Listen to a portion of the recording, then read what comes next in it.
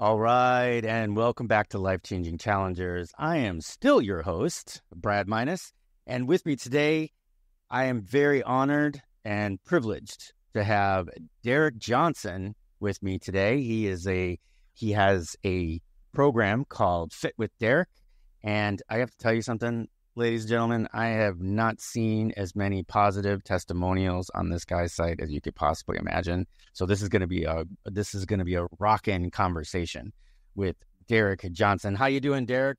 Doing good, Brad. How you doing? I am excellent on a Monday.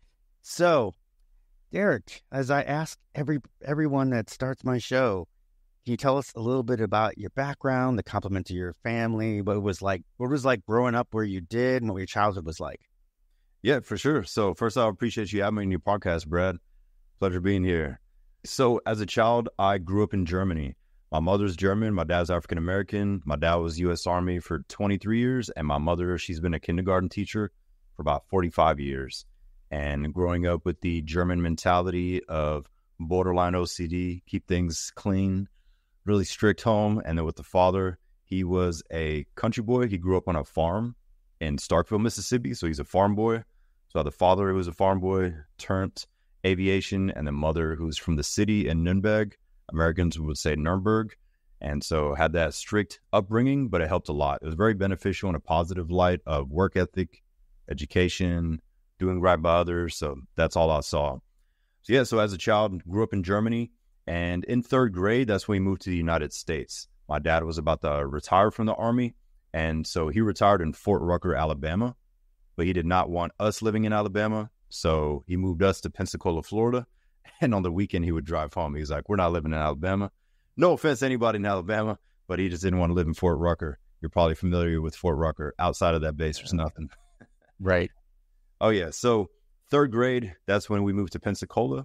And before all Europeans, or especially kids and teens, moved to the United States, we always watch American shows and movies. And we wonder, is it really like that in the movies? The bully, the cheerleader, the jock, the person get pushed into the locker, the mystery meat in the lunchroom. All the American stuff are like, is it really like that? Yeah, well, in my case, it was. What about your case? Oh, yeah, 100%. So once we moved to the States and I had my first couple of days in school, I was like, oh, yeah. I was telling my cousins in Germany, I'm like, it's exactly like the movies.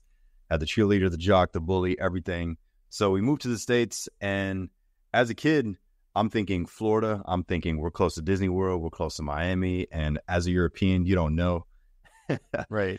So we moved to Pensacola, Florida, which is in the Panhandle. Beautiful city, beautiful beaches, but it does have a closed mentality. And I just wasn't used to that because I grew up being mixed and grew up around a lot of different cultures. Your Army as well, so you know how it is. Different cultures, different backgrounds. So that was our norm. So my school was split in half. And some of my friends were like, hey, are you on our side? Are you on this side? And I was like, what are you guys talking about? My lunch table had the most random people. I was like, I didn't care what your background was as long as you were working hard and a positive person. But long story short, when I turned 11, that is when everything shifted. So up until the age 11, it was positive, beautiful family, good grades. Everything was going smooth. But once I turned 11, I realized that my parents started to drink a lot more. And it was only at night. So it never affected their career. My dad was always the first on base or the first with his platoon or company. And my mother was always the first to unlock the school. So it never affected their professional life ever. The only day that they missed of work is if they were in the hospital getting surgery for like a cyst or something or had the flu. Besides that, they didn't miss a day of work. Never saw them miss anything. And so growing up, they were both awake at 4 or 5 a.m., 7 days a week, working out. But the night before, between the hours of 9 p.m. to 1 a.m., they were drinking and they would release whatever anger, aggression, or emotion was happening in the right now, or 90% was from their past. But it would only happen after the guests would leave. So we had a beautiful house, 4 bedrooms, 4 bath, screened-in pool. People are like, wow, your parents are so funny. They're so positive, this, and that. And I was the kid that would never want to bash anyone's reputation, so I would never complain. Nobody knew anything. I didn't say anything. Even my best friends didn't say a word because I would always say, you know what? Somebody has it worse than me. I have both parents. not all my friends had their parents. Some were in foster care. I was like, we live in a beautiful home. From the outside, looks great. But from the ages of 11 to 17, that is when I realized that there's a lot that I'd have to overcome. So how it began, they would just start drinking more at night. Once the crowd would leave, once the last person would leave dinner, once our neighbor would go back home, and they would just release anger, aggression, and that turned into physical, emotional, mental, and other types of abuse. But the very next morning, it would be, hey, want to go have breakfast? Where would you like to meet for lunch today? As if nothing happened. And the first year at age of 11 to 12, it was a culture shock because I was also getting beat up at school and then at home. So I was getting bullied in school because I was a skinny kid. I was very shy. I was timid. I was insecure. I had a stuttering issue. And at the age of 12, I made a pact with myself. And I said, from here on out, nobody else is going to have control over me. Not my family, not people in school, not people in public. I'm tired of feeling this way. So my step one into personal development at the age of 12 was fitness. I picked up the bodybuilding encyclopedia of Arnold Schwarzenegger. I read Bruce Lee autobiographies. I watched Bloodsport, Kickboxer, Rocky. Yeah. I grew up on all the Rambo. I grew up during that time period. And so I just immersed myself in real stories, fictional stories, but also life stories of individuals that overcame similar or worse traumas. And so my step one into personal development was fitness because I got tired of being that skinny, mentally and physically weak kid. And so within about a year and a half, I completely transformed my physique. And I went from the shy kid in the class to then raising my hand, sitting in the front, leading group projects, doing public speaking. And my friends, teachers, and my parents' friends were like, who is this kid? Like, do you have a twin that just came out of the hyperbolic chamber? Like, who is this guy? You were somebody totally different a couple years ago. And so I told people, I said, hey, I just got immersed in fitness and psychology. I was obsessed with learning about the body and the mind and how we could overcome stress, endure stress to our physical body and endure mental stress, but come out positively in the end. And so with everything happening at home, of the physical abuse, of all the trauma and all that, is I realized that kids and teens that went through a lot of those things, they tend to give what they weren't receiving. So our home and our family ran like a business. We had dinner for like 5 minutes. All right, what do you got to do next? What's next? What's next? What's next? There was never, I love you. Let me give you a hug, affection. How was your day? How was this? There was none of that. It's like, what'd you get on the test? All right, that's it. All right, let's go study, go work out, go do whatever. So it ran like a system. There was no real affection. So on one side, it did help a lot. But on the personal side, I was missing that camaraderie of the family, that love, that feeling of being heard and understood. And so I learned that I was the kid and the teen who would give that to people. I really fell in love with learning people's stories, being present with them, actively listening, because I noticed that it was very rare to see that anybody would actually listen to people. They would just listen to cut them off to then tell their opinion, besides listening to understand. So I was that teen that always wanted to give somebody my time and actually sit with them. And so by the age of 15, I made so much physical and mental progress that people were asking me like, hey, can I work with you? And so at the age of 15, I actually got certified as a personal trainer. Huh? Wait, I thought there was an age limit for that. I thought you at least had to be 18. No, but back then it was 16, but I had a gym that like did the paperwork and I became certified on paper at 15. And I started training my neighbors, my parents' friends, my teachers, my friends. I was also in Army ROTC in school and also in martial arts. So because I was in such a positive transformation, people just saw how mentally calm I was and they wanted to learn like, hey, how'd you get in shape? And how do you never seem stressed? You always seem so blank. And I would teach them natural modalities. And I fell in love with the fitness aspect. But at that time, but before I was even 16, I knew long term I was going to do something that was deeper than just fitness, performance, and helping people have a better relationship with food. That's definitely something that's needed right now. I don't mean to cut you off. I just want you to need to step back here for a couple minutes. Got a couple questions. One is, you said that your father moved you to Pensacola and he was driving back and forth to Fort Rucker, but to retire. So when did he actually retire? So, yeah. And so third grade, you're like 8, right? 8, 6, 7, 8. Yeah. So you're like 8, 9. And then you got there. And then about 11, you said, is when things started to shift at home. And at 12, that's my biggest thing. At 12, you realized that you needed to do all this changing, that you were going to make this pact with yourself. That's remarkable, because do you attribute that to your time in Germany and that structure? I honestly attribute it to getting obsessed with learning people's comeback stories. So before the age of 12, I didn't have faith. I didn't believe in God. I didn't believe in the universe. I didn't believe in any of that stuff, because I was that kid that would ask the questions. Why does bad things happen to good people? Why does this happen to children overseas? Why is X, Y, Z? And nobody had answers for me. And so until I went through a lot of dark things, I realized I started having stronger faith with all the pain, because I knew what would happen if I picked up the bottle or picked up any drug. Because on both sides of my family, drugs and alcoholism is very rampant, and a lot of people have passed away from those things. So I knew in my bloodline, extremism and addictions ran in there. So I got addicted to fitness and personal development and mindset. And the first time of having an excruciating workout after, honestly, just getting my ass beat all night, once they would pass out drunk, I would go in the garage and work out. And after my workout, I would have such calmness. And that is when either I was delusional, either I was dehydrated, or either I was just outside of myself. But I started to have visions and hearing God. And he would just talk to me, and I would just pray. And it was only like after workouts when I would just have the equilibrium of there's no thoughts, there's no self-judgment, there's no emotions, and I was just blank. And I realized that I was working really well with my faith at that time period. And the reason why is because I wasn't learning a lot in church. I tried different churches. Nobody was answering questions. I was the kid that would just ask too much, and they're like, all right, he's asking too much. Let's get him out of here. Somebody tell him to shut up. And I was like, all right, well, I guess I got to go on my own journey, because nobody wants to answer questions. And fitness was the inlet. And then the secondary part of the personal development was my faith. And the faith came afterwards, after the workouts. And then eventually I learned that, hey, I can use both to my advantage. And so with that being said, I realized that my gift at the age of 12 was discernment.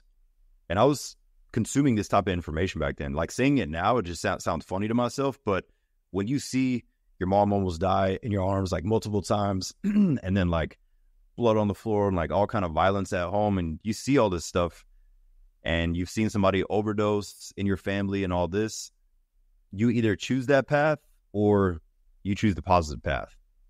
So I knew how like hell and darkness looked. Hey, hang on, man. You can't drop stuff like that and not give us a little bit of detail. I mean, I know it might not be the easiest thing for you to think about, but you can't drop something about your mom almost dying and then glance over it. You got to give us a little bit of detail. Yeah, for sure. So my mother's always been in amazing physical shape. She would always work out, and health was fine, but she was borderline diabetic. And sometimes when she was screaming, only when she was drunk.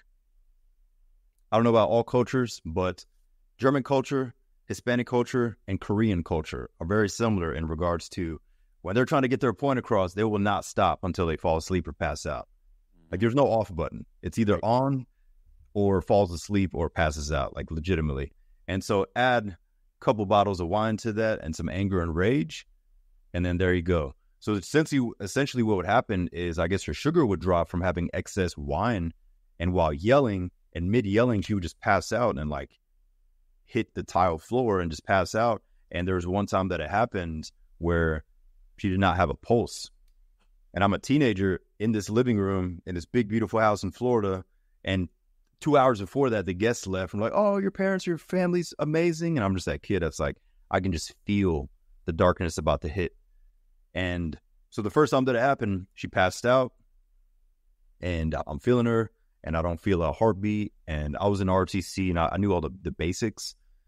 And so in that time period, I really didn't have fear because I was used to this kind of stuff happening. But at that in particular night, her pulse wasn't coming back. I did mouth to mouth, did the compressions, did CPR, my own mother. My dad comes in, he's drunk, and he's like, this is your fault. And he's like blacked out drunk. And he's like, oh, my wife is dead because of you and blah, blah, blah. And mind you, I had AB, honor roll, never got a referral in my life, never been arrested, never, like, I did the stupid teenage stuff, but there was no reason for somebody to be that angry with me. And I knew that it was not me. And so with him screaming like that and with her being passed out, I'm like, you know what? I need to call 911. I can't do it in here because this might turn violent, them thinking I hurt my own mother. So I step outside, I call, and I'm just calm. Yes, ma'am, here's the address, my mother, there's no pulse, just need help, blah, blah. And so as I'm about to get off the phone, my dad comes outside into the front yard and just yelling, and they just hear a guy yelling in the background. My dad's like 6'3", just big ass guy. And they hear his deep voice, and then he's like, yeah, this is all your fault. And then the lady's like, did you do something to your mother? And I'm like, oh my goodness. I see where this is going. And so about 15 to 20 minutes later, fire truck, ambulance, multiple cop cars in this beautiful neighborhood just pull up, and it's like 10 p.m. It's probably like a Tuesday or Wednesday night, just during the week. All these vehicles are in front of the house, and I already called my friend at that time, and I was like, hey, can you guys pick me up? And I was too young to drive back then, but I had some older friends. I was like, I just got to get out of here. And so I'm waiting on my friend to come with all these people out here. And I'm just waiting to see, did my mother pass away? I just want an answer. That's all I want. And then I'll continue with my life. And so I'm standing in the driveway. They go in, the EMTs rush in. My dad's inside. And then I give it a couple minutes, and then I walk to the front door. As I walk to the front door, I remember clear as day, there's this cop there. And he's like, hey, your dad told me this is your fault. Did you put your hands on your mother, son? And my blood is boiling at this point, but I'm staying calm. I was like, no, sir. I actually called. She's borderline diabetic. Sometimes she drinks. She was screaming. Blood sugar must have dropped. She literally just passed out. So if she has a concussion, that's why. You can check. That's what it is. There's no mark on her besides the back of her head. And he's like, you sure about that? I was like, yes, sir, I'm sure. How about you go look at her and not question me? And I'm just getting aggravated. I'm like, I just want to know if my mom's alive or dead right now. Like, can we stop this right now? And I'm like 13, 14 years old when this is happening. So everything's going through my head. I'm like, 1, I'm going to go to jail. 2, my mom's probably dead. 3, they're probably going to say that I did it or did some violence. And I'm just having all this stuff go in my head. And then out of nowhere, this short Hispanic EMT, she's probably like 5 foot flat. She just comes out of nowhere and just says, everybody shut the f-. And she's like screaming, and all of us shut up. And she walks to the door and she says, sir, you should be thanking your son, because I was about to walk here to tell you guys the bad news. And as I was walking up, your wife started coughing somehow. I did electric shock on her. I did checked her pulse multiple times and she didn't come back. And as I'm walking to tell you guys the bad news, she starts coughing. So you should be thankful your son even called. And then I walk in. She's like, let him in. He didn't do anything. She had a concussion. There's no marks on her. And yes, her alcohol is very high in her bloodstream. So he was not lying. I said, thank you, ma'am. So I walk in and I look around in the living room and I see my mother on the couch. She has an IV and she comes back to her senses. But again, she's belligerent drunk. So she sees me and she's like, there he is. He did this to me. And I'm like, oh my God, is this like a movie right now? Because she's blackout drunk. She doesn't know what's even happening. And she's just screaming. And then my dad's like, yeah, you see this? And I said, I got to get out of here. I was like, ma'am, thank you for what you did. I appreciate it. So I walk out. My friend, luckily around that time, already pulled in the driveway, and then I left. But like, that's one example of one of those nights. So there's been multiple of those nights, and we're blessed that like both my parents are still alive. I don't know how my mother has survived that many nights, like literally not having a pulse, right. But sometimes that can happen. So on a side note, if people have alcoholism or drug addicts in their family, somehow some of them like just keep coming back. Yeah. Well, it makes sense now why you were so calm. You know what I mean? For you to live through that and over again, it makes sense that you were able to, it's just another night. So you're able to remain calm. And then, of course, on top of that, you were, your personal development probably got you to the point where you were able just to sit back and, kind of push it down is basically what you did. You kind of held your feelings in is what it sounds like to me. Yeah. Which is, in that situation, is what you want to do, right? Because you don't want to go off the handle and then everybody's starting to point the fingers, and they already did. The only marks on her should have been your compressions. Yeah. And that would have been evidence enough. And it sounds like the EMT knew that. So, yeah. But I can think of, I know most of the people that I've dealt with probably would not have had the sense or the ability to think clearly in that situation. So that's kudos. It kind of makes it, and we're going to get to it, but it definitely tells a story of how well you did in the military as well, because you kind of need that, especially when you're dealing with drill instructors. Oh yeah. All right. So yeah. So, okay. So you're 15, 16, you're in a public high school, I'm assuming? Yes. I'm in public school, personal training in school, also in the Army ROTC. And so a huge reason that I joined Army ROTC was I loved the military camaraderie, the aspect of it. I'd always watch my dad get up early, him and his buddies and all that, just that brotherhood. And I wanted to be part of that. And also, I knew that my younger version still has some fears of heights, other fears. And I was like, all right, I need to face this.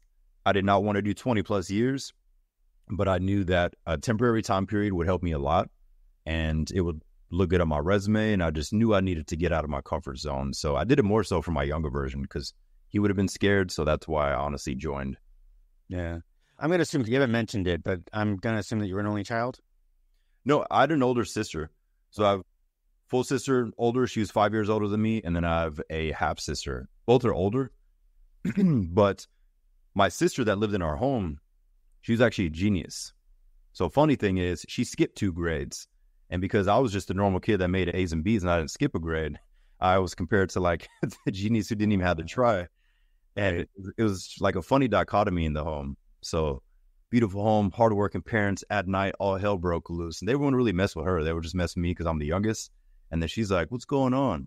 And she doesn't even have to try. She's like smoking weed in her room, just passing all the classes. And I'm like, so like I'm the kid who never smoked, never drank back then, never got in trouble. She was getting in trouble. But they're like, well, she's got all these full-ride scholarships already. Like, we don't have to pay a dime and all. Like, so it was a funny dichotomy of the difference in the house. So I was the black sheep of the family. They were all cuckoo in a good way. They're all very intelligent, but they're all cuckoo in a good way. And it's all love. Like, I could talk about it now. But it's just funny in hindsight to see that I was actually the non-crazy one in the home because I was the most neutral. Yeah, I could see. Since then, has the partying at night faltered? Has it kind of lessened out since then? I haven't seen them. My parents in about like 5 to 6 years. Wow. But yeah, I'm 34, so I haven't been in the house since 18. But I did keep in touch with them throughout the years, a couple years ago. But I will say, for my own mental health, for my business growth, for my relationship growth and everything else, one of the best things I did for myself, just side note, this was 7 years ago. The best thing I did for my own mental health, besides starting my personal development journey at 12, was 7 years ago. So I was 27. And that was, I changed my phone number. The reason I changed my phone number is because I would receive drunk voicemails and drunk paragraph texts. But I mean 30 paragraph texts at odd hours of the day. And I would be on a coaching call, be in a gym, be on a date with my girlfriend, studying, improving my skill sets. And then out of nowhere, my phone would vibrate, whoop, whoop, and I would just see this random stuff that had nothing to do with anything in the present moment. And I knew it was just drunk rants.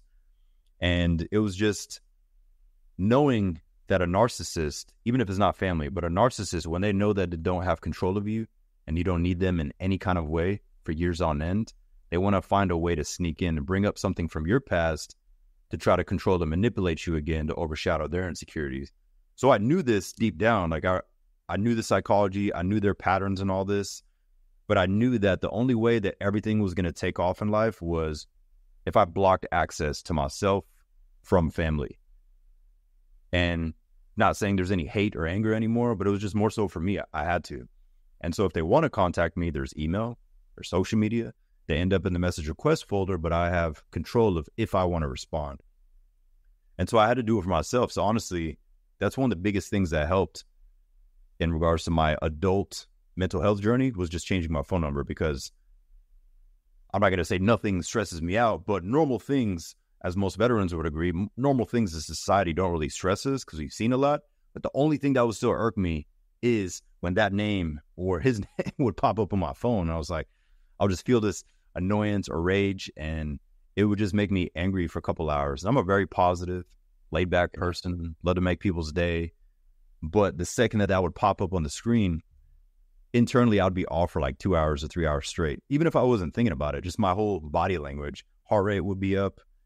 And it was just the interruption, because I'd be in a total flow state doing whatever I was doing. And I'd say, you know what? Let me just block the access. And so my goal for this year, now to come to the present moment, is to surprise them later this year in 2024, go to the home. But I'm going to do this and say, hey, before we have a conversation, I just would like you to sit down. Then I'm going to play my laptop on their screen.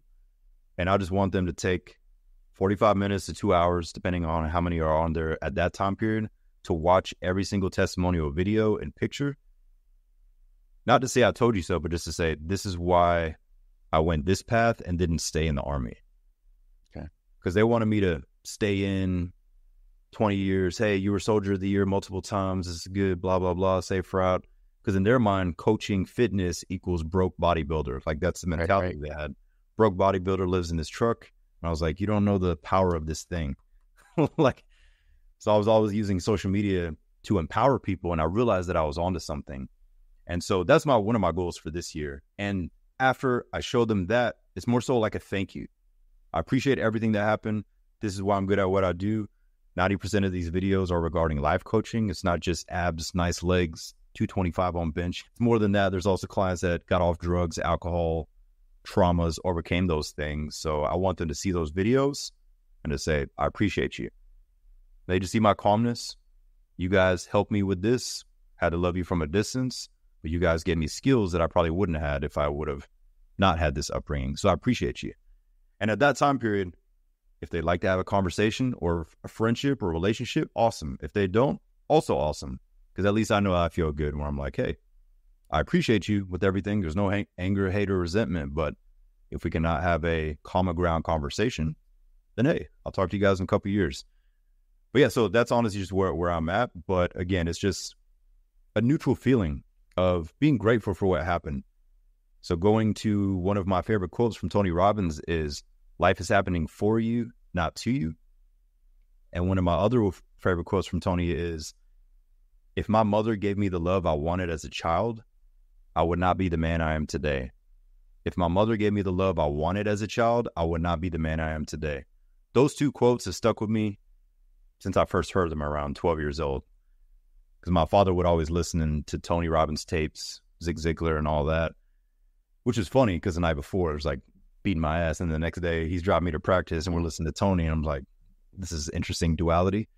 But that's where I am. And I do appreciate everything in life. So when I speak to people, I just challenge them to say, what gift or light can you find in the pain or in the trauma? What gift or light can you find in the pain or the trauma? So my gift, I realized at age 12, was discernment. I could feel people's energy. Strangers would come up to me and just open up. At first it was overwhelming. I'm like, why is this old lady just pouring her heart out? She's like crying on my shoulder. I'm like, what is happening?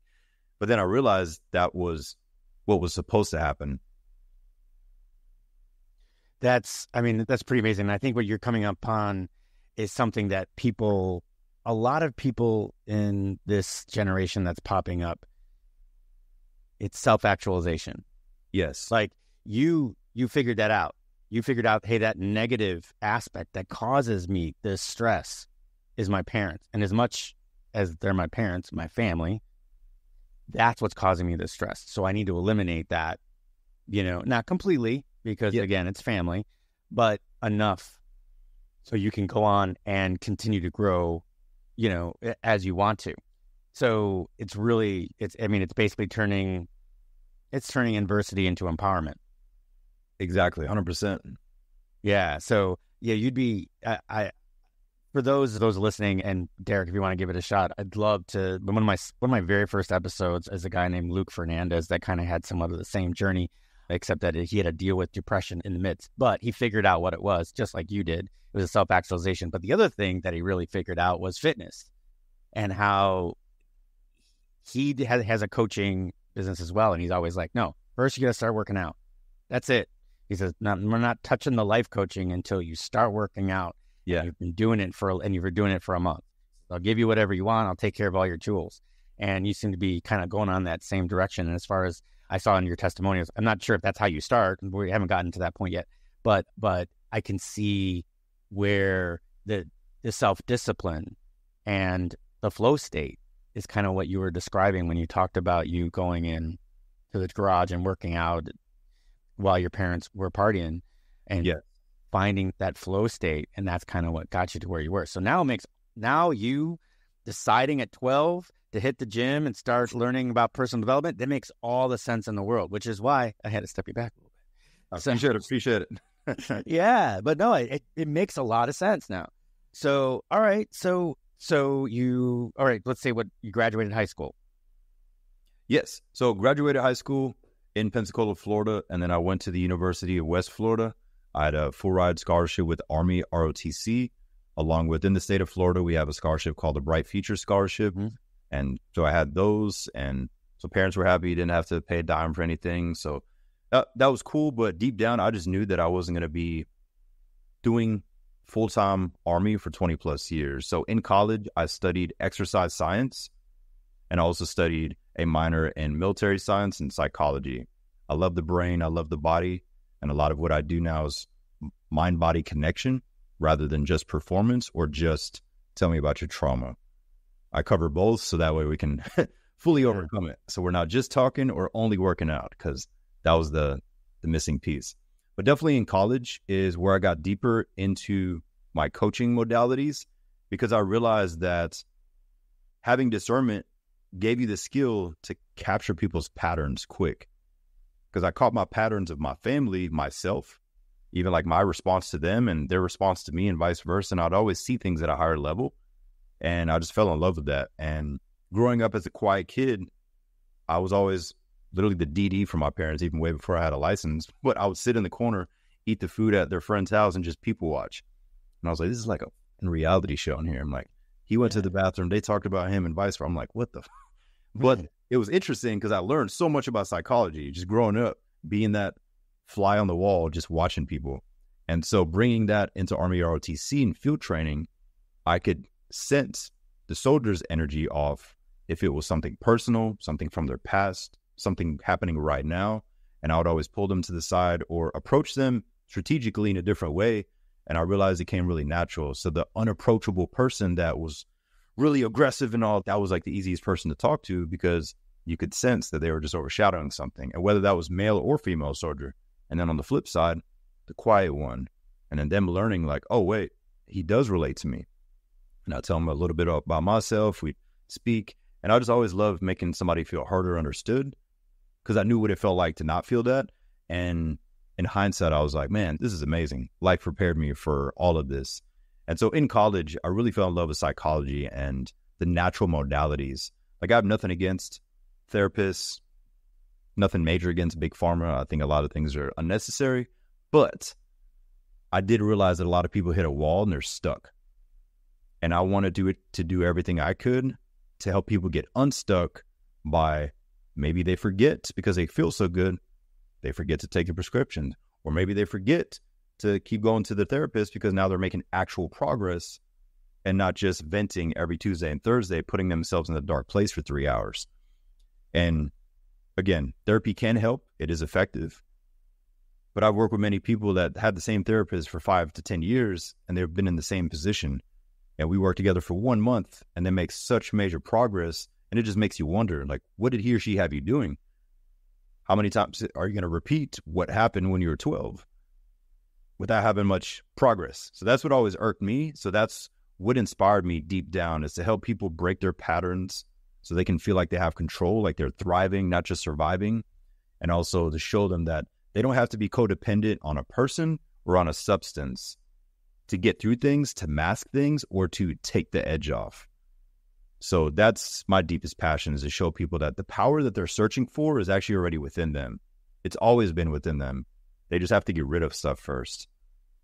So teaching them how to get rid of these things, and they're like, wow, I'm the one in control. Their food, their mindset, their reaction to people, to their toxic family, toxic boss, traffic. They're not speaking about somebody that cut them off in traffic 7 a.m. to their family at 7 p.m. at dinner. Like, you won't believe what happened this morning. It's like, it was a 2-minute interaction.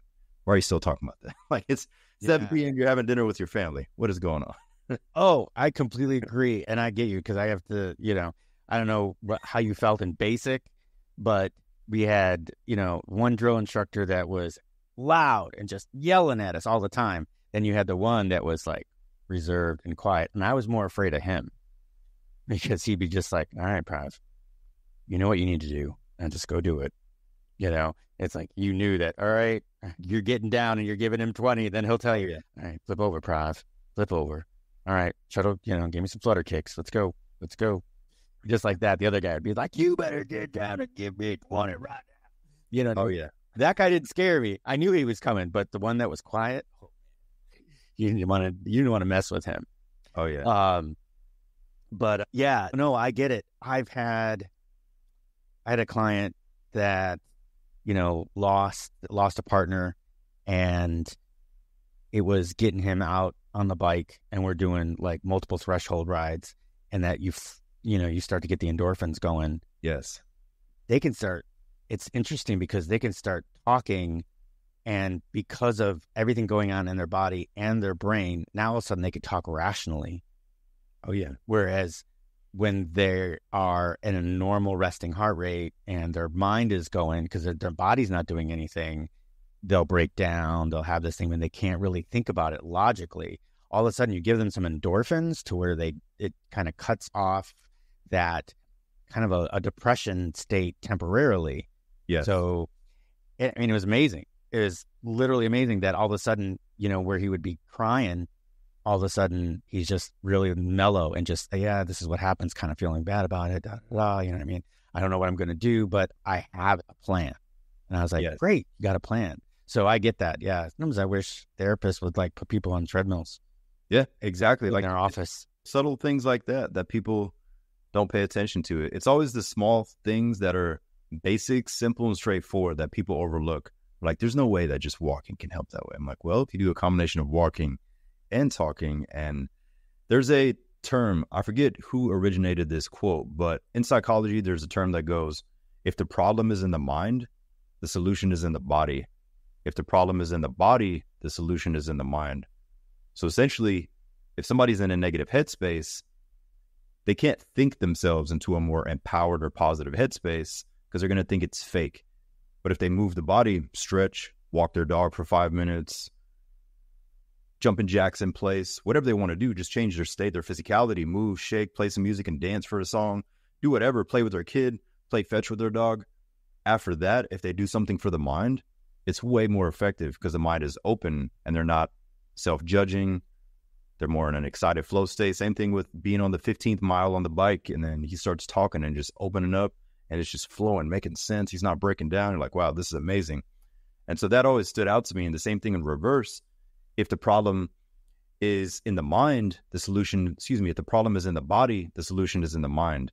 Meaning, if the person's like, am I having an anxiety attack?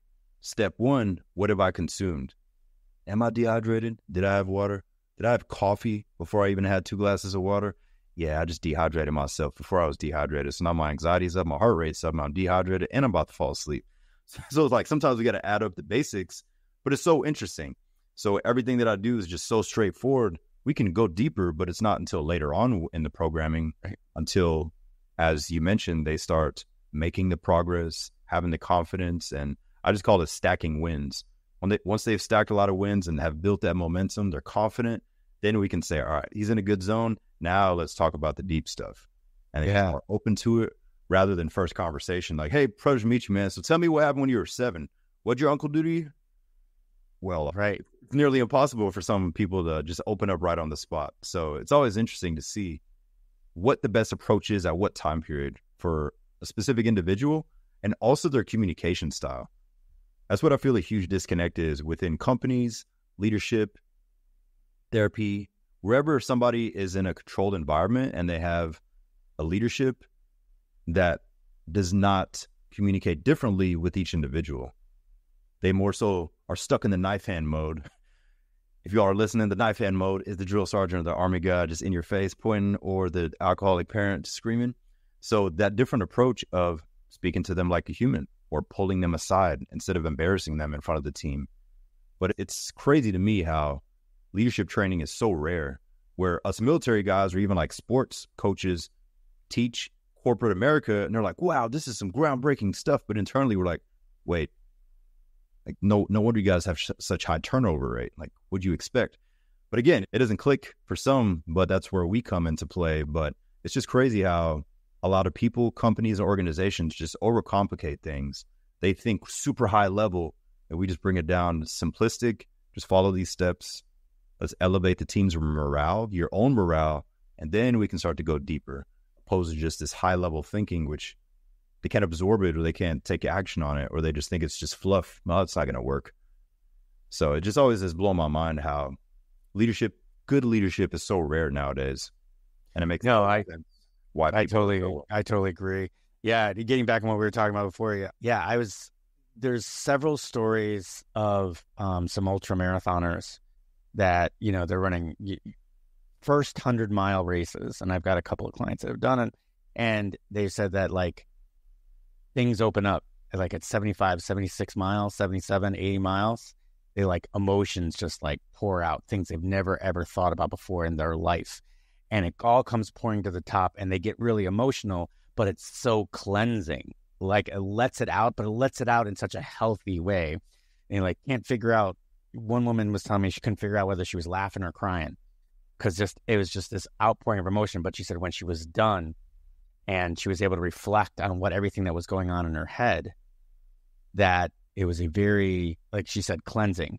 It was like all that stuff, all that extra stress that she's been holding on to. But then when you're done and you've let it all go, now it's even keel. It's almost like starting from scratch again, like you've got a clean slate. And I think that's what you're talking about here is you get them into those wins, stacking the wins, and then you can sit them down and go, okay, well, let's talk about this. And then they get that clean slate. Exactly. Yeah. So that's amazing. So, all right. So University of West Florida, is that what you said? Yes. University of West Florida. That's in Pensacola, Florida. Okay. So you stayed did you stay at home while you were in school? Or did you go, No, I was on campus. Okay. No, I wasn't. I can go back. But no, I was on campus because of the Army ROTC program there. Okay. So it was Pensacola. Yeah, it's going to be a pretty big, decent program. When I was in ROTC, it wasn't the biggest or the greatest program in the world. I mean, we got to do a lot of stuff, but it wasn't, it wasn't great. It wasn't something that didn't even meet as often as like you would be if you were in a fraternity or something, right? Yes. So I imagine, so the Army ROTC actually put you up. Is that you stayed in? I wouldn't say a barracks, but it was a dorm that was kind of. Yes. Dorms, apartments, really nice apartments on campus. So military paid for it, plus tuition and fees. Oh, and nice. I had the other scholarship, which helped like pay for food and everything. So I wanted to just take advantage of that and just be on campus. And in ROTC now, in Army ROTC at least, you have class 2 days a week. It's for 2 hours. And then you also have PT 3 mornings a week. So Monday, Wednesday, Friday. And so I would just like walk to formation and all that. So it was just convenient. And it all worked out because I also worked at the gym there as well. So I could just walk to work and then walk to classes. So that's my real reason for joining. Yeah. Perfect. So were you one of the guys that did you go to basic between junior and senior year? No. So I did not go to OCS. So I actually got out of ROTC and I went National Guard because I got introduced to some leadership. We really clicked and I got a clear path to what decisions I wanted to make. So my original thought was criminology, military intelligence, Army officer, go that route. But with the route that I was on and working with so many people throughout college, I was like, I think I'm onto something. I work with so many people who have these skills. I can't just say, hey, I'm putting this on pause. I'm just going to go active and the heck with training or coaching. So I saw a clear path. So I went 5 years active. So my junior year, I did go to basic, and that's when I went to basic, did 5 years active, and then I finished with the last 5 years of Army National Guard in the state of Florida. And in basic, going back to what you were mentioning earlier with the different drill sergeants, mine were similar. I had 3. You had the African-American female who wouldn't stop screaming, and she was just like an annoyance in your head, but she would smoke the shit out of you. And then you had the very calm infantry guy that had everything you could think of on his chest. It was like 5'2", just chill, white guy, just like, Johnson, go. And he would barely say anything. Yeah. When he was yelling, you had to have done something when he was yelling. And then our lead instructor was a Filipino. He was one of the best leaders in the Army I've ever met. And to this day, like, we keep in touch via Facebook and all that, and he's just an awesome guy. He's a master sergeant now, but just his leadership style was one of the best things. So those 3 different, this is like the 3-headed beast. You had the country black girl from like outside of Memphis, just screaming and yelling, get you in crazy shape, and she would teach you really well. And then you had the infantry guy, who was really calm and confident. He would teach you everything in the field with the weapons. And then the overall well-rounded leader, just calm and could also snap into place, was the Filipino drill sergeant. So I just love that aspect of it. But with day 1 and 2, Shark Week as a whole, Shark Week essentially for non-military is when you get off the bus and all the drill sergeants run up to you. So that first week, you're just like a chicken with the head cut off, deer in the headlights look, don't know where to go because they're just playing a mental game.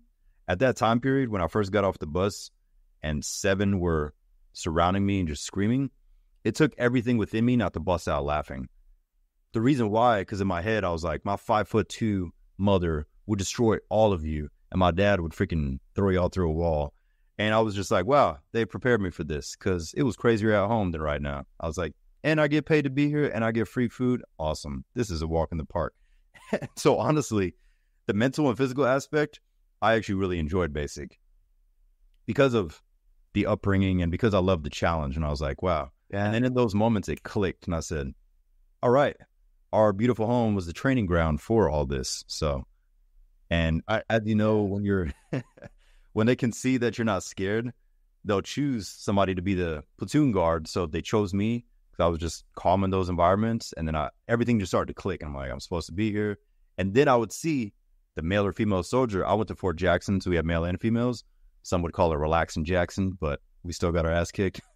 But in general is that the individual who's 18, 19 years old that is scared out of their mind, has never witnessed anything like this. I could see my younger version in them, then I'd approach them differently. And then the same thing with like the people that grew up in a rough home, you could see that they were calm. But I just love seeing the dichotomy of different communication styles, different ethnicities, and just different people's reactions to the stress, lack of sleep, dehydration, being hungry. And those environments, I feel like the best leaders truly thrive in those, because you're not worried about yourself in that moment. Yes, I'm tired. Yes, I'm dehydrated. Yes, I feel everything everyone else feels, but you have soldiers that depend on you, and another version of you just takes over. And that's my favorite part of that basic or any other Army training school, where you feel just you can't go anymore. You haven't slept in 3 days, but something just takes over, and for 2 more days you just go hard and lead by example, and it's just incredible.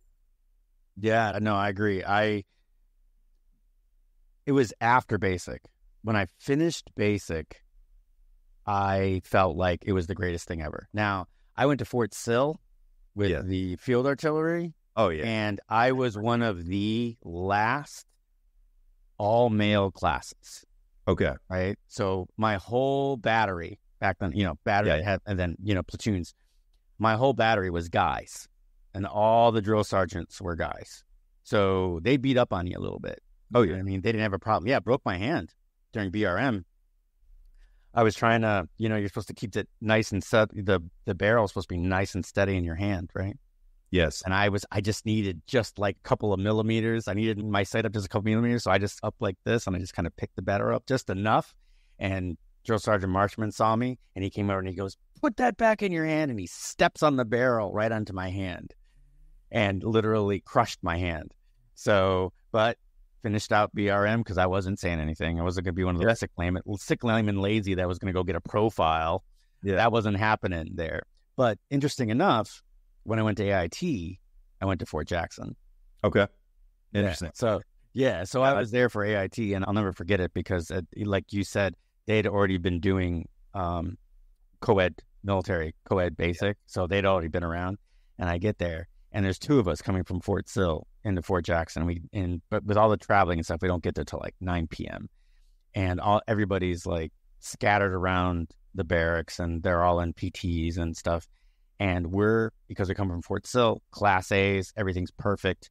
We're at parade rest, sitting in there waiting for the sergeant that's on CQ to assign us a bunk, rack. And this girl comes out. PTs are like, like the zipper's halfway down and hood's not right. And her stuff's, she's at this very weird off-kilter at ease position. And she's like, and the sergeant telling her something to do. And she goes, "But sergeant." And I look back at my friend where we are at perfect military bearing. Yeah. They're straight up. And I looked at him and I was like, is going on? This is not right. This is not where we came to. And that was like culture shock for me, being that the military was in that way. But once I got out of Fort Jackson and I got to permanent duty in Korea, went back to being full military bearing. So I was grateful for that. So, all right. So you end up going to basic between junior and senior year, and then you get out. Do you go to AIT right after, outside of college? I went to AIT in Fort Gordon, Georgia. Right. And that's where a lot of satellite communication is. You have some of the biggest satellites there and a good training school. So Fort Gordon, Georgia, that's where I went to AIT. And a lot of commo guys, a lot of SF guys, Rangers are there because some of us will train with them because obviously they need us a secondary and primary. But I loved it there, honestly. It was a good experience because I got to get back in my zone.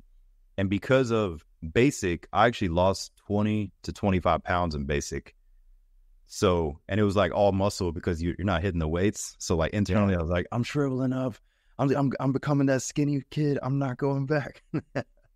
And so AIT, I was just going to class, going to DFAC, and going to the gym. And everybody was like, "You want to go to the hotel party?" I was like, "Nope." And they're like, "Man, you're just in such a zone." I was like, "You don't know how happy I am. I can just walk to the gym, walk to the barracks, go to class." And I was like, "I'm actually enjoying this." And then I'd go to like Hooters or Buffalo Wild Wings on the weekend some nights to watch a game or a fight or something. But besides that, like I didn't party, didn't drink or anything. And it's just funny now in hindsight that some of my current active clients I actually met way back when. And they're like, "Dude, you're still like in that same zone." And they're like, "I didn't tell you that back then, but you impressed me every time you turned down a drink." And I was like, I wasn't judging. I just didn't want to do stuff. And it's just funny because I don't think about it. And nowadays they're like, "Man, that I always thought about that." And now I'm like, good. I'm glad I didn't give into the peer pressure. Right. Yeah. When I went to basic, I was the opposite. I was the skinny string being like you were talking about you were before. And I walked out of basic, I gained 30 pounds. That's awesome. I mean, I walked in at 130, got out of there 160. But I was like, nobody could recognize me because it was bloated. It was kind of like bulk phase. Yeah. Me. It was like I bulked all out and then got to AIT and I did the same thing. And free time when able to do it, we just went to the gym and then all of a sudden shredded out. So when I got home after AIT, man, it was, that's probably the best I've ever looked. It was great. And today, and we were talking about this earlier about the generations and stuff and how they're going through, kind of, well, we didn't mention the word, but it kind of like a victimization. I feel like here, and I've said this before to a lot of people, and I think like every 18-year-old should whether they go to the military, whether they serve or not, they should all have to freaking go to basic. Exactly. I totally agree. Because especially if they don't have a good home life and no structure, and I totally agree with that. Like I work with some teenagers where I'd wonder, like, how do you not know these basic things? Like I love coaching people, but sometimes like, where's the common sense? Right. But I can't be mad at the teen. It's mom, dad's, foster parent, grandma, whoever was their guardian angel, or their guardian in that household. Just makes me wonder, like, what was the shift? Because I'm 34, so I grew up on dial-up internet to change it for the fax machine, and then we went through Facebook and Wi-Fi and et cetera, et cetera. So we had like the best of both worlds. So now this new generation, a lot of them do work hard, but the ones that are coddled too much, best way to put it, it's just scary to see like where some of them are going of not having basic life skills, whether it's common sense or whether it's just analytical thinking. But that's where good leaders come into play, because if without good leaders, this next generation would be not all of them would be screwed, but a lot of them would, because of just the lack of training, lack of good upbringing, lack of discipline, and even general respect. But the ones that do have a good head on their shoulders, they are working really hard, very intelligent, especially with the tech space and cybersecurity and all that. But the big picture, it's rare to see when they're really focused and have, I'm in the South, even just manners. Thank you. Yes, ma'am. No, ma'am. Like that's so rare with this generation. In my head, I see these kids out when I'm at the mall and I'm like, man, my parents would slap the shit if I said that. Oh, no, I agree. So you get out of Fort Gordon. Where was your first duty station? So I get out of Fort Gordon and then I go to Pensacola, Florida. So my Army unit was Pensacola, Florida. Pensacola is actually known as the Navy, as the main Navy base. So you have the Blue Angels are from there. So a lot of people are familiar with the Blue Angel Air Show, the jets. And so they started having Army there as well. So I was at an Army attachment there for satellite communications. And then we would travel a lot. So we would go to Central and South America, do exhibitions for like 3 to 6 months. And it was just different training environments. So personally, I've never been to the Middle East. I was never deployed to Iraq, Afghanistan, Kuwait, or anywhere. My buddies were. But my unit detached, we went to Central and South America. And we'd also go to South Florida a lot to give commo to Southcom, to some of the SF. And it was very interesting. Like I learned a lot, but I was surprised that I went south instead of east or west. But I was in Pensacola, and then I would bounce around to different training schools. But the majority of my time was in the Pensacola area, and also at Camp Blanding is a small training base outside of Jacksonville, Florida. And we would spend a lot of time there. So Army active duty and guard are there a lot. Like it's completely empty when nobody's there training. So everything is super dusty and it's super sketch. But I have a lot of memories there. It's in the middle of nowhere. So I did air assault school there, a lot of other schools. And so with me being satellite communications and on the verge to going guard, I was bouncing throughout Florida and then going to Central and South America. Sweet. Yeah. So you got some good experience with the military. Yeah. I don't know where I would have been if I wasn't in the military when I decided to go. And I went a little bit later. I'd already been to college, and I guess the same thing as you. Yeah, basically. So we were both of us were a little bit older when we finally went basic. Yeah. Oh, that was the one thing I never, that you had talked about that earlier. I remember these kids at 18 years old. Oh, no drill sergeant's I'm just going to laugh in his face. Right. And I was like, okay, let's see you do that. Yeah. Never seen such scared kids in my life. Oh yeah. They're about to pee themselves. The kid, exactly. With the neck. Exactly. I had one guy that had a huge Chevy symbol and like some other gang stuff on his tats. And he's like, I'm not gonna be scared. And he was afraid. He was crying. I was like, I told you, man. I was like, that street stuff, it doesn't matter here. I was like, dude. Yeah. So you ended up there for 5 years, and you decided to get out. Yeah. So I did 5 years active and then 5 years National Guard. When I was in the Guard, I was actually living in Miami, and I would drive the state of Florida because we would have drill in different cities throughout Florida. And so Florida's my home state, and like I know it like the back of my hand. So I would literally drive the 12 hours from Miami to Pensacola. A lot of people don't realize that Florida is actually that big. So I would drive all throughout, and then I also had a place in Orlando. So I would like stop. And so during that time period, I was in Miami. I was growing my coaching business, a lot of in-person boot camps and a lot of life coaching. Life coaching was 90% online. And a lot of the in-person coaching was boot camps and one-on-one. And I was guard then. So I was obviously weekend warrior for every couple of weeks or whatever school that I would go to. And I was just dedicated on building the coaching business. And last but not least, the biggest reason I went to Miami is I pursued modeling and acting. I was with Elite Model Management, the modeling agency, because I wanted to see if I could become an actor. And long story short, had some cool experiences, traveled to different countries, but you realize quickly you can't get to the next level without doing weird stuff. So I made it as far as I could being myself, showed up on time, in shape, helped the team out. But then you realize that the rabbit holes that most of us know about are definitely real. So I hit the ceiling in the industry just being myself. And I was like, all right, in order for me to get hired in this industry, you're going to have to do some sketchy stuff or be around very dark people. So I was like, I have discernment and I have strong faith. I believe in God and Jesus Christ. So I was like, I can feel the shift happening and I need to get out of this industry. And I never did drugs or anything, but I just being around some of these people. So like some examples, some amazing things I did in the industry. I was in a couple commercials with Samsung for their smart gear watch and was doing lunges, running on the stadium, like doing some awesome commercials. I was only in there for like 2 seconds, but awesome experiences. And then I kept going up and traveling the States, getting gigs in different countries. And then just after a while, I would get invited to the Hollywood parties, the New York penthouse parties, and then you'd see the sketchy stuff that's happening there. And I was like, all right, this is not for me. And so this is a guy growing up in alcoholic drug family and coming military. We're clean, we're focused and all that. Then you go into the industry, you're excited. You're like, all right, I'm going to show up. I'm going to study this dialogue. I'm going to do this scripts to see how far I can go in the industry and act and model. And then you realize really quickly how political it is and how dark it is. And you're like, all right, those rabbit holes that I went down as a kid are definitely real. So then I was like, well, at least now I know I've faced it. And then I'm going all in on the coaching business. So a huge life takeaway for people is to, whatever your conscience is guiding you to do, just go for it and see what happens. I went for the Army. I went for coaching. I wanted to see what I could do with modeling or acting. I saw that it was going to go down a weird path. And I said, you know what? Everything always comes back to the basics. Empowering other people. That fulfills me more than anything. So just to share with people is whatever truly fulfills you at your core, do more of that thing.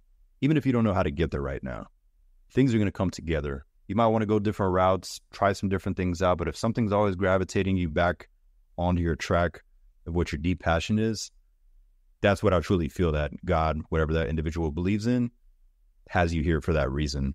And I truly believe that my reason is just to flip my pain into fuel, help heal other people, which helps them win, creates a positive ripple effect for people in their life, and then also heals our own inner child where to win. And not in a selfish way, but you probably relate to that. You see a client thriving. He just got engaged. She lost 20 pounds. They just crossed the finish line, beating their time by 10 minutes, but it's deeper for them. They're like, man, 10 years ago, I was drinking. I had a divorce. And it's always the deeper aspect where you're getting chills. You're almost tearing up seeing that text message. And you're like, oh, man. So that's definitely one of the best things. And then you think back on your younger version, you're like, damn, we were that close to quitting or that close to pivoting or that close to getting into corporate America or whatever. Thought we had to go, or we thought we were going to go because somebody said, that's the safe route. You need to go that safe route. So I'm just happy that I never went the route that others wanted for me. I wanted to do Army. I wanted to test out the industry and I wanted to coach. And I'm glad I did all three because most people are like, you can't do all those things. You can't do this and can't do that. I was like, F this. I'm going to be the monopoly. I'm going to be the analogy of just facing what you want to face and going your own path. Yeah, no, and you did, and you're only 34, so there's a lot more avenues for you to go. So I'm looking forward to seeing where you end up. But I'm excited for everybody. If you're, I would tell everybody here that you need to at least go check out Fit with Derickk, and if you see it on the screen or not, it's Derick. Fitwithderick.com. Go check it out. He's got this amazing video that he talks about, and on the front page, listen to that, and then scroll down and take a look at all the testimonials and read some of them because they will light you up. So remember, that's fitwithderick.com, Derick, and I'll put that in the show notes. And Derick, yeah, thank you very much. And I'm telling you, everybody, you need to go check it out. But I appreciate it, Brad. Yeah, thank you for being on the podcast. I appreciate it. I think people are going to see a lot of similarities with some of the things that, you went through and were able to accomplish and you took a adversity and basically, and then just turned that into an empowerment. And I'm grateful. Yeah, I'm definitely grateful that they were able to spend some time and grateful to know you because definitely we need people like you out there, I really appreciate it, Brad. I just love powerful conversations, especially with other veterans. Just good to get connected and talk about topics that matter instead of just Tom Brady, Kobe, MJ. Who's doing this? It's like, I don't care. No, and I'm hoping that maybe somewhere, down the line, we'll meet up again and we'll literally have a discussion based on like training science or something as we start to morph this podcast. So thank you again. I appreciate it. I appreciate you, Brad. Thank you. And for all of you out there, don't forget, go ahead and share, like, whichever platform you're looking on. And we will see you in the next episode. Thanks for listening.